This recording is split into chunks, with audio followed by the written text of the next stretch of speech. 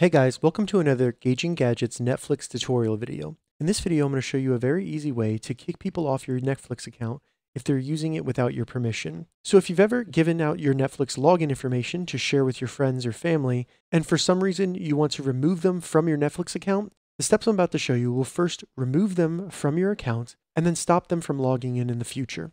All right, so the first thing we need to do is open up Netflix in a browser, either on our phone or computer. Unfortunately, you cannot do this in the app on your phone. Once you do that, go over to the top right and hover over your avatar to open up the menu.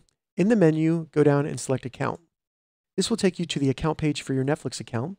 What I recommend doing first to ensure that the person can no longer log into your account, we need to first change the password for your account. So next to Membership and Billing, go over and select Change Password. In here, what we need to do first is enter the current password for our account and then enter the new password for our account. So I'm going to go ahead and do that. After you've entered the required information, go down and ensure you have require all devices to sign in again with new password. Select Save. This will bring us back to the Netflix account settings, and it should give us a confirmation that our password has been changed. After that, in the Netflix account area, go down to Settings, and you should see Sign Out of All Devices. Go ahead and select that.